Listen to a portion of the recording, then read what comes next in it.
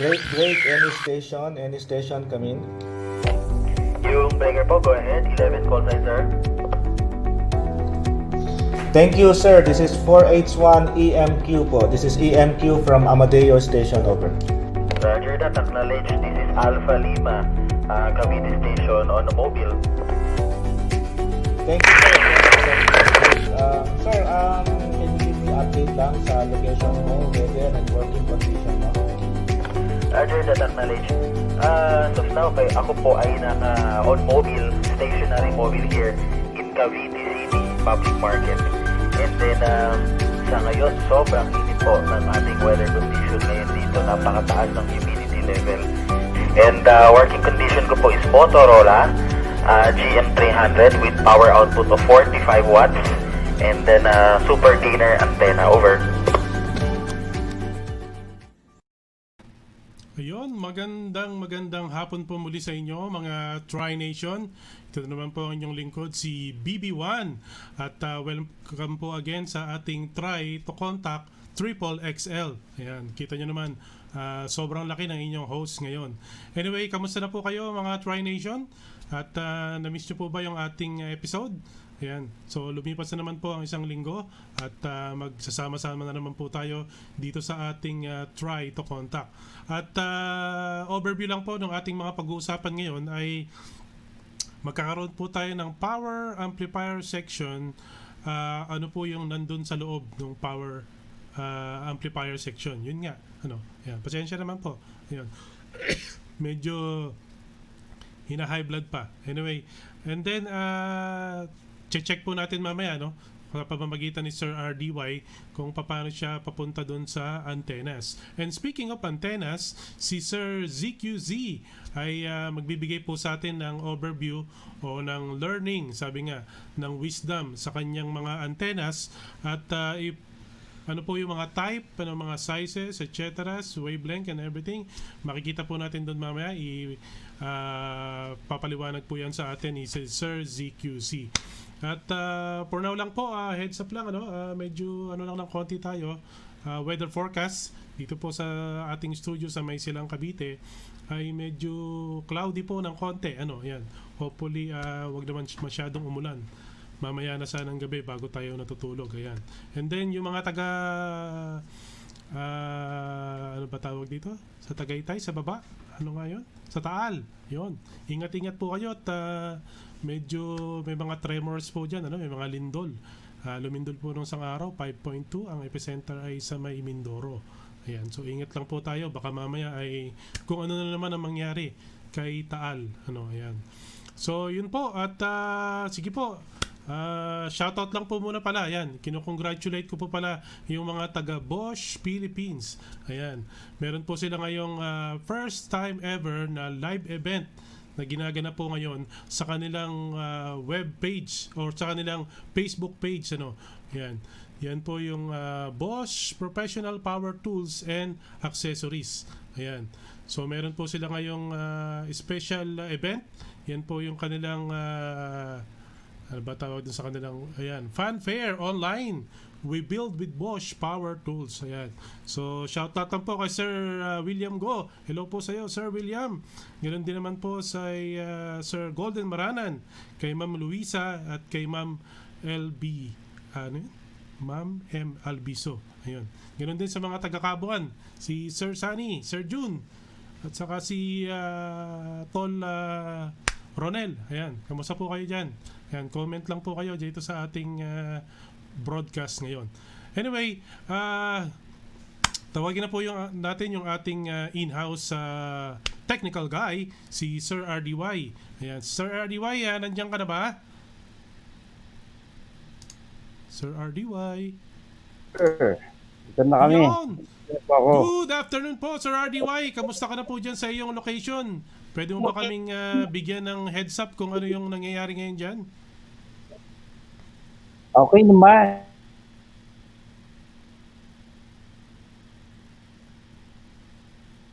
Yun, medyo napuputol ng konti si Sir RDY. Sir RDY. Medyo chubby po ang dating natin. Parang ako, medyo chubby. Yun. Yun, hindi pala uploads. Laughter pala dapat. Yun. Sir RDY, please come in. Hello, hello. Yan, medyo may technical difficulties lang po si Sir RDY. Ano? So, alis po muna natin siya dito. Sir James, Sir ZQC, can you feel Sir RDY? This is Sir W3ZQZ James. Please come in. Hey, hey. Hello. Hey, Can hey, you hear hey. me? Yeah, I hear you loud and clear. Okay. All right. So I'm just playing around with this new mic here. So Your new mic, it's yeah. good news that it works. Yeah, I know. So great, So how are you, Sir James? We're doing fine here. We're getting by. So I guess we wait for Randy to come back in there a little bit. Right. But I was open to have him discuss filters first. But Okay, I let's, think. but let's see if he he's- can get back Yeah. on. Let's get together. Sir RDY, please come in. Sir RDY, There he is. are you there? Sir RDY, can you hear us? Sir Randy. Hello, hello. Sir Randy, can you hear us? Like having a little trouble there. Yeah, I think he's having some trouble, but Okay, we'd love that's to all have right. that That's good. first, but circumstances forbid Yeah. us. So I guess it's your turn now, Sir ZQC. Okay. So you take it away, sir. Okay. Well, the discussion here for this week would be power supply requirements. And as we know, depending all sorts of different radio equipment has different power supply requirements. But particularly for the base stations here, it can be a hefty requirement here for that. So instead of doing a lot of talking, we're demonstrating. But before we start the video, right behind me, so I always have trouble with this. Now I have my Yaesu 450 D here, and that is a HF transceiver, 1.8 to 50 megahertz transceiver, 6 to 100 watts output. And so just for you to get a feel of when you do get HF or VHF equipment, base equipment, your power supply requirements. Make sure you know the requirements for your particular radio. Here, behind me, it calls for up to 22 amps here for the transmitter. Receive was 1.5, but for transmit it's 22. Now, it's interesting, when I did the test, it was considerably less than that, but maybe for a safety margin, they increased the measurements here. So let's just take a look at our video, and I'll see if I can run through what's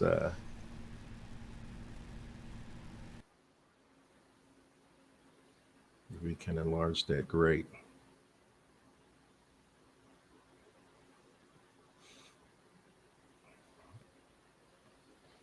Now, right now, there's no load on the power supply.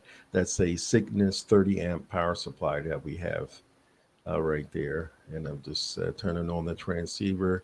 And of course, as soon as it goes on, what you see there is a pull of 0.8 amps there at 13.8 volts.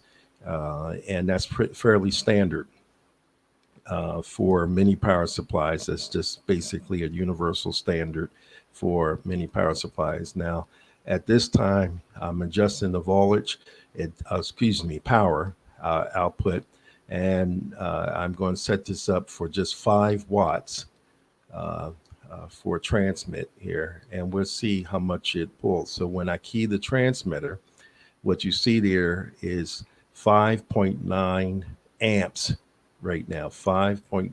That's quite a bit for just 5 watts. But remember, this is it's a lot of circuitry in here. Now we're going to go up just a little bit more. I believe here, I think that's 25 watts. And now I'm at 9.2 amps of current, still at 13.8 volts. And let's see, we're going to do another adjustment here, and we're going to go up to 50 watts right now. And we'll key the transmitter. We'll see what the pull is. And now we're at 12.4 amps right now of current. So you get the idea, and that would be your average VHF, 25 to 50 watts. But let's take her up a notch to 75, and we'll see. And now, as you see, we're at 14.7 amps pulling right there at 75 watts on the transmitter.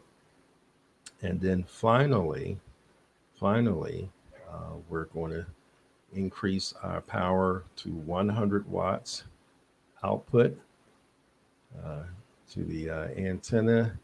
And I believe we're at, looks like that's almost 16.9 or just shy of 17 amps for the current pull on that. As you see, the power supply is doing an excellent job as far as voltage regulation. Regulated power supply, regardless of the current that's being pulled, the power is going to remain the same. Right now, I'm actually transmitting in CW, continuous wave. For those newcomer, it's Morse code. And when you're doing that, the current fluctuates quite a bit. It's pretty hard on the power supply for some, but as you see, it's excellent voltage regulation on there. Has adjustable voltage, and also with switching power supplies, they have a tendency to also might create some noise. So it's important that we know, that you know, for your particular radio, make sure before you go out and get a power supply, make sure you're aware of what your specifications, your power requirements for that particular transceiver. And usually now, as you saw, I was at about 17 amps, and it's interesting that for the specifications on that, it calls for 22. So that's just a buffer there. And I could have got by probably with maybe a 25 amp power supply.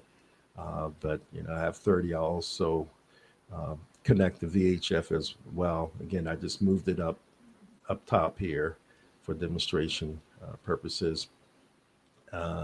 But know your requirements, how many radios you're going to hook up to your power supply. And you always want to get something that exceeds the radio. You can never usually go wrong, especially if it's no more than 50 watts here with 15 amp or 20 amp power supply, again at 13.8 volts.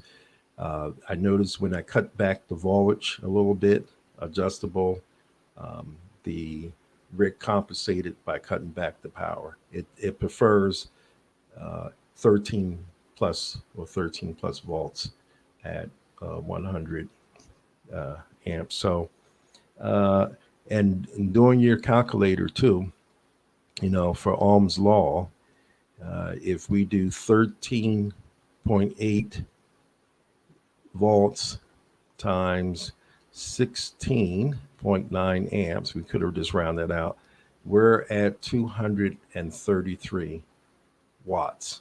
Okay, 233 watts. The voltage times amperage equals power.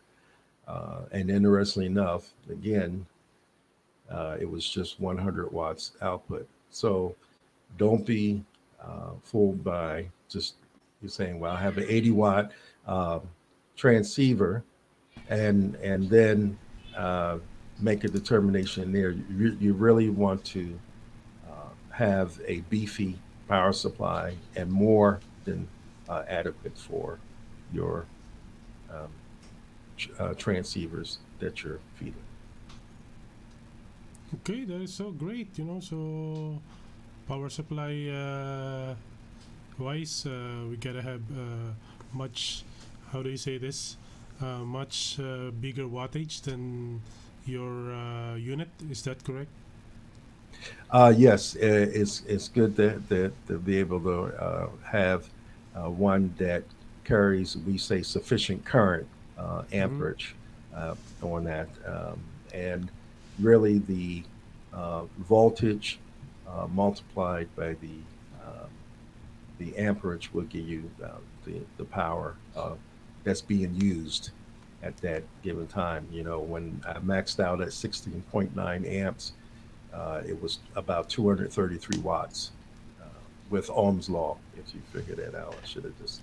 We'll probably do some Ohm's law drills in the future here review, but certainly, you saw 100 watts out on the transmitter at that time, but yet altogether the consumption was 233 watts. So it's a lot of other circuitry that you have to take into consideration for that. And one thing is make sure you get a regulated power supply.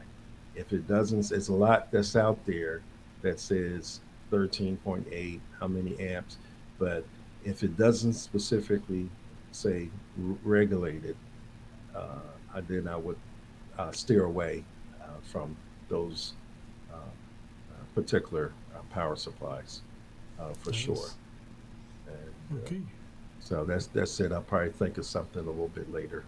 I guess we'll see sure. if Randy's I think pop back Sir in. Randy. Yeah, let's try. Thank you very much, Sir ZQC, for that wonderful insight for the power supply. We appreciated so much your insight with this. So let's call now our buddy, Sir RDY. Please come in. Yon. Sir RDY, can you hear us? Yes. Sorry hirap ng live. So, it's okay. Oo. Yon, kamusta na po, Pagka- Sir RDY?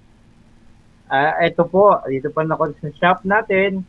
Saan ay may mga ilang ginagawang mga radio na ngayong umaga ay nakatapos tayo ng isa.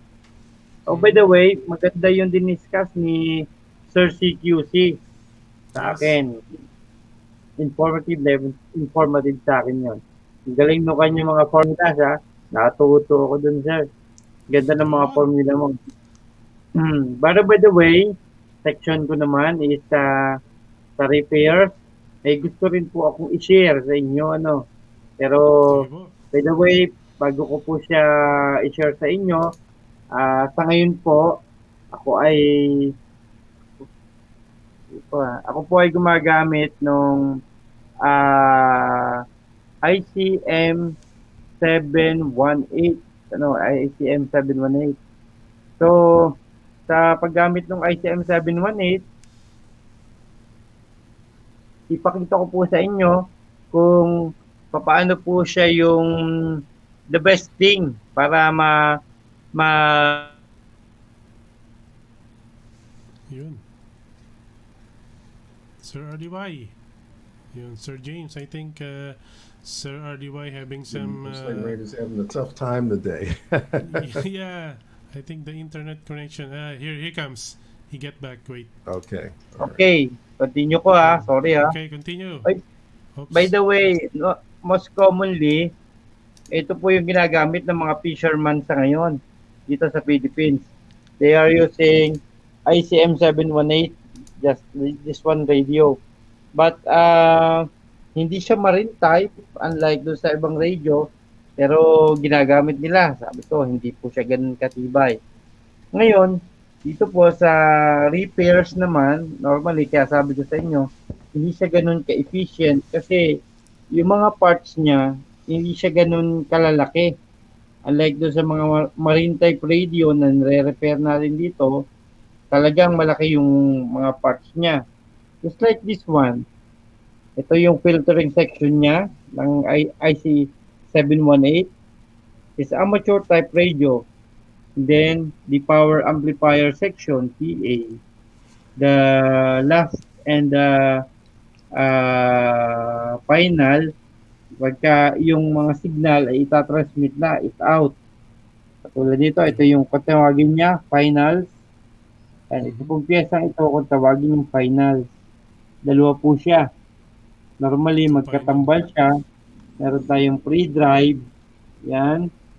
Kaya, yung parts po yan ang pinagdadaanan nung kaninang sinasabi ni Sir CQC, yung pinocompute. Kaya pagsala ang compute ng power supply, hindi niya ma-meet yung required amperes nitong parts na to, hindi po siya mag-out sa ating power meter ng malakas. Tulad ito, subukan natin. Yan. Ga-out po siya. Oh. Malakas, mahigit 100 watts. So, pag hindi mo siya po gagamitan ng malakas na power supply, katulad po nito, I'm using Zebra 50 amperes, just like this one. 50 amperes. Kita po natin dito yung magiging current drain niya pag tayo nag-transmit. Ayan, nakikita po natin kung ilang amperes ang kanyang drain. Tapos yung kanya pong voltahe, ampere, current drain. Ito naman pong isa, sa battery naman po yan pag nag-charge. Kaya malaking bagay yung kay Sir CQC na tinalakay sa atin kanina, ang mga formula. Kasi kapag hindi po na-meet ng tama yung ampere required ng isang radio, sa Pilipinas, ang term nila garbol or sa English something like scratchy or hindi loud and clear. Hindi siya loud and clear. Parang parang nagsasangag. Ganun siya. Kaya imagine nyo yung type po na ito, amateur type radio. Kung i-compare po natin sa marine type radio, just like this one, malaki po ang pagkakaiba niya sa build. At the same time, yung parts niya, mas malalaki yung parts nito, mga marine type radio, although this one is old type, and then, yung circuit board niya, mas malaki. Unlike dun po sa mga amateur type radio, just like this one. Pareho po sila, ang makers nila, pareha silang ICO. Yan po yung may share ko sa inyo sa ngayon. At malaking bagay na yung tinalakay ni CQC, Sir CQC, yung tama, yung power rating para mag-function ng maayos yung ating mga radio. Yun. Thank you very much, Sir Randy. Marami na naman akong natutunan. May 2 finals pala dyan sa radyo na yan, ano? Yan pala yung tawag dyan sa components na yan, ano? At saka yung mga filterings, ano? Ayan. Sir Randy, meron ka bang i-share tungkol sa filterings? Ano bang mga filters ang nilalagay mo? Actually, ito sir, mas commonly ang mga filtering device nito ay yung mga shielded type na mga parts binuilt-in na ito ng mga manufacturer. Ang function niya dito is filtering. Minsan, gumagamit din ng mga type ng sa RF na Mhm. kung saan ay siya ay inikot na magnetic wire para sa mga magnetic wire. Ang purpose nito para hindi siya magkaroon ng ah yan katulad niyan, ang purpose niya para hindi magkaroon ng negative feedback yung RF at para maging malinis yung signal na papasok dito sa kanya at lalabas. Yun, kaya pala saksakan ng daming filter niyan, ano? Totoo, sir.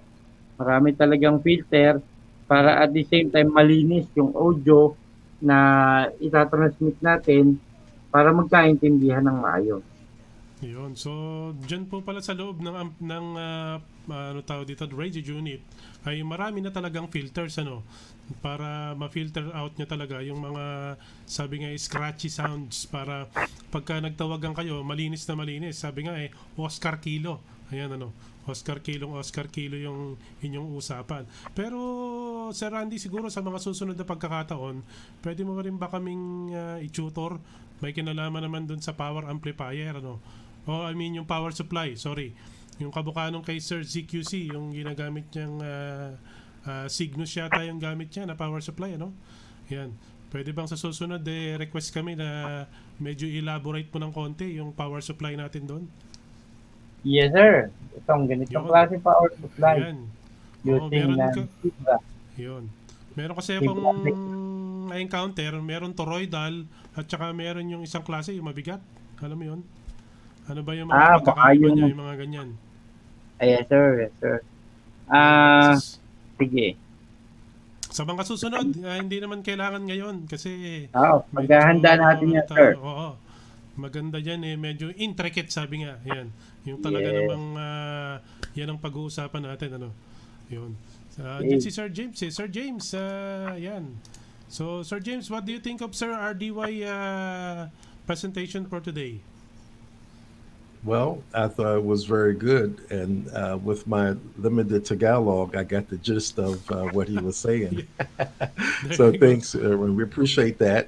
I recognized the ICOM 7, I think it's 718, Yes. and those are not easy radios to work on. So I'm sure a lot of persons appreciate Randy's experience in troubleshooting Yes. those, especially those finals. Sometimes can be a little twitchy. Unfortunately, it seems like most of the issues are in the, and I'm sure Randy would agree, in the transmitter part versus receiver, and certainly you appreciate that you have to know what you're doing, and I like those hefty power supplies The big that one, you have. yes. Those are some real heavy duty shop power supplies right there. They should last forever, really, and but those are good, excellent for the type of shop that he has. And I just wanted to emphasize too that just for our viewers who are not aware, when you say regulated, that means that voltage, 13.8 volts, whatever you might have, 12, remains the same. It doesn't drop when there's a load on the power supply. It just remains the same versus unregulated uh, power supply. And the same thing when you're using in your vehicle, and probably Randy can also touch on that a little bit too, that usually the alternator in most cars are Yes. 55 to about 65 amps output Normal. Yes. at 13.8 volts to charge the battery. And Yep. of course, that is sufficient for your most VHF radios, the majority in there. Would run lower power. If you run it off the battery, then of course you have just a little bit of a short reserve there, and we all know to cut back the power. But you have those, you know, options, and know, of course, if you're unsure, ask someone that knows what they're doing as far as wiring the radio through the getting the wires through the firewall of the vehicle and so forth. Yes, thank you very much for that wonderful Uh, insight. Yeah, go ahead. I mentioned have the proper wire size as well. Um, Yes. you'd be surprised how many people try to take these radios and plug them into the cigarette lighter, and usually that's no, unless you have a very low, handheld or something that's like 10 watts, you can maybe get away with something like that, perhaps 20. But uh, I think when I ran mobile, I had my own cable. You can do something straight to the battery. Yes, thank you for that. I think I've encountered that one time. I put it in a cigarette lighter, and I don't know what happened. I hear some pop, and then when I hear that pop, I think my radio is not working anymore. So yes, you have to have a dedicated wire for your radio, especially if you're using a big wattage, like 15 to 65 watts radio unit. That's So right. thank you so much for your insight, Sir ZQZ. Yun. So I think that's about it, Sir ZQC. We don't going to talk about antennas today. No, in fact, I think we're going to save some antennas for next week. Next week, We're going okay, to touch okay. more on the half wave and quarter wave Yes. antennas. I'm gonna try to have a Okay. special presentation for that. Yes. Explain since we and just a brief review of wavelength, and then some uh, try to shed light on some of the more common HF antennas and perhaps VHF as well.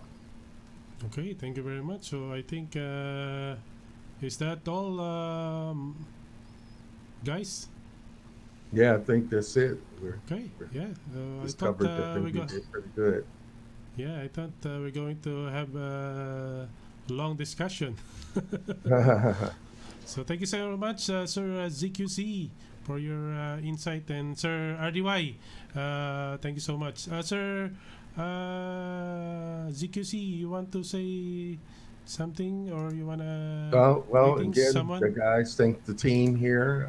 Certainly, we appreciate your hosting here as usual, Joey, and Randy's insight as well, R and I, and you know that shop that he has over there. That's almost like a playground right there Yeah, for. I you bet. can have a field day for electronics. Mm-hmm. And some of that equipment run. I'm sure he sees every sort of equipment come through there. So Yeah, for some of us, that would be like a toy store yeah, right yeah, there. yeah. That's correct. Okay. Yes, sir. Okay, so thank you so much, Sir ZQC, for your wonderful insight again, your wisdom, sharing to our Tri Nation. Thank you so much. And then, Sir RDY, meron ka bang gustong pasalamatan, batiin, shout out? Yes, yes, sir. Gusto ko lang pasalamatan yung lahat ng team natin, Sir CGC. Galing, daming information. Um, sa aking pamilya, si Mrs. ko, si Lani, yung mga anak ko, si Ronela at si Dondi. Yun din sa mga pamilya na patuloy na nag-support sa amin ng moral support, no? At nag-aalalay sa amin sa panahon ngayon. Salamat din po at gayon din sa mga kaibigan namin sa iba't ibang lugar, mga sa mag-anak namin at sa mga lahat ng pamilya namin na nanonood ng Try PH, itong Try to Contact. Patuloy lang po kayong manood. Yan din yung mga fisherman sa West Philippine Sea. Ganun din sa Pacific Ocean. Binabati ko kayo lahat. Nakakausap ko nga kayo ngayon. No? Pero tumigil muna ako para bigyan daan ang try to contact na episode na to. Okay, by the way, salamat din sa iyo, Sir BB1. Yun. So, thank you so much po sa inyong dalawa, Sir RDY and Sir ZQC. Diyan lang po muna kayo at babati lang po tayo. Or, ang gawin po natin, sama po kayo sa pagbati. Ayan. Paano ba to? Yan, okay. So, can you say shout out Sir ZQC? Let's just try this. Can you read that for us? Yeah, okay. Shout out to Anthony Reyes. Okay, great. We appreciate you tuning in right now. Yeah, Alfa Romeo's watching here from Rosario, Cavite. You know, and then Sir RDY, can you read this for us? Shout out. Malabo. Mata ko dyan. Malabo ba? Okay, sige. Di ba rin, Sir RDY, can you do the indulgence? Si Ma'am, ano ba yan? Si Ma'am Rowena, kanta. Rowena. Medyo malabo ang mata ko. Wala ako sa lang, sir. Sorry. Sige, ako na muna. Si Ma'am Rowena, kanta. Yan. Good afternoon po mga ka-Try Nation. I always enjoy listening while working to all your program here. Ayan, maraming salamat po. Very informative, educational, and beneficial. Pa-shoutout po sa Tagalog group in Laca, Tuscany. Also to Ana Barrios, Ana Maria Ginto, Lucy Moleno, PB Dotimas Bernardini, Mildred Lamadrid Ella, Edgar Ella, and Luz Moleno, and Maran Kunanan and his family. Ayan. At may pahabol pa. Can you read this for us, Sir ZQC? Oh, you put me on the spot now. Yes, sorry. Let's see. What's it? How you say that? Pahabol. Pahabol. Okay. Kai. This is Gina. This that Aquino and Beth A. Canta. Yes, you see, we learn now Tagalog, so that our Sir RDY and me doesn't have to learn more English because I don't have any blood right now. Okay, and then I would just like to shout out to my friend Sir Ronel Tirona, present here. Ayan. So they having their Bosch Power Tools fanfare, you know, in Bosch Philippines, you know. So if you don't have anything to do, please go to their page and watch their live show now. You know, so it's a Bosch Philippines, and baka naman may mga, you know, sample dyan. Yeah. So yon. So thank you very much, Sir CQC and Sir Randy. I will take it away the show so that we can end this episode now. But again, we appreciate it so much, and thank you talaga, Sir ZQC and Sir RDY. All right. Okay, so yan na naman po. Nagtatapos ang ating try to contact. Pero syempre, bago tayo magtapos, pasasalamatan lang po natin yung bumubuo ng Try PH Media. Nandyan po yung ating El Presidente, si Sir ENI. At syempre, nandyan po si Professor EMQ. At ganoon din si Sir Rome. And then si Direct JM at sa kanilang mga pamilya. Maraming salamat po sa inyong lahat. At ganoon din po kay Alpha Lima. Yan, Alpha Lima, namimiss na kita ha. Sabi mo next week ha. Ayan, i-announce na kita dito sa Madlang People, ano, sa Try PH o Try Nation na next week ha. Kasama na kita dito. Okay. Kasi meron siya ngayon, actually, busy po sila ngayon eh. Meron silang sinaset up ng mga vehicles, nag-i-install po sila ng mga radio units. Ano, yan. So, may material na naman po tayo. Next time, makikita po natin paano nila na naman kinabit, ano, or in-install yung napakagandang mga radio units na ito. And then, we will go na have interview some of our friends na kumuha po sila ng bagong radio. Ayan, buti pa sila may bagong radio. Ayan, siyempre, thank you so much po kay Sir Alfa Romeo. Ayan, Sir Alfa Romeo, Maraming salamat ha. Yung ambo natin, ayos na ayos. Thank you so much. And then, yun nga, Sir RDY, Sir GQC, the Try to Contact team, thank you so much po sa inyong lahat. Up there, of course, yung aking ever beautiful better half, si BB10, si Ma'am Banji, hello po. I love you, Mami. And then, nandyan din syempre yung kabilang pata ko, si Kapatang Elena, hello sa'yo. Ayan. Salamat sa pag-aayos ng ating mga parapernalya ngayon, sabi nga. Ayan. And then, syempre, yung aking ever dear mother, si Mother Letty. Hello, Mama. I love you. Ingat kayo dyan sa province. And then, syempre, yung aking mga utol, tol. Yung ayuda natin, medyo kulang na. Joke lang. Ayan. Syempre, nandun yun po si Ate Annie and si Ma'am Estelita. Hello po sa ating mga ever beautiful na mga supporters. At siya nga pala, lumabas na po yung iPhone 12 at saka yung iPad. Baka naman. Joke lang po. Ayan. At syempre, dun sa kanyang mga angels at dun sa Panahon Family, kay Bayani at saka kay Mercy. Hello po sa inyong lahat. At sino pa ba? Syempre, pasalamatan din po natin yung mga advocacy partner natin. Ayan. Ang advocacy partner po natin ay yung Life Extension Philippines. Ayan. Sila po yung distributor dito sa Pilipinas. At try nyo po yung vitamin D3. Ayan. I-research nyo po yan. Ano? At dito sa Try to Contact, pwede nyo pong mag-message kayo. Ano? Ayan. And then, andyan po yung RDY Marine Radio. Ayan. Sir Andy, kamusta na ba yung base unit natin dyan? Kating-kating na akong mag-graduate. Ayan po. And then, syempre, yung Ralph Consulting. Ayan. So, if you need some consulting and everything, nandyan po ang Ralph Consulting. At yung Happy Giving Trading Company. Ayan. Sila po ang one of the distributor ng Salad Master dito sa Pilipinas. Thank you so much po sa inyo. At syempre, yung paborito kong company, ang Lahoma Funeral Homes. Ayan. Maraming salamat po sa inyong pagsuporta sa Tri-PH Media. At dyan na naman po nagtatapos ang ating episode for today. And I hope na marami po tayong natutunan dito sa ating balitaktakan tungkol sa power supplies and mga filters po doon sa loob ng ating radio unit. Kaya again, this is BB1.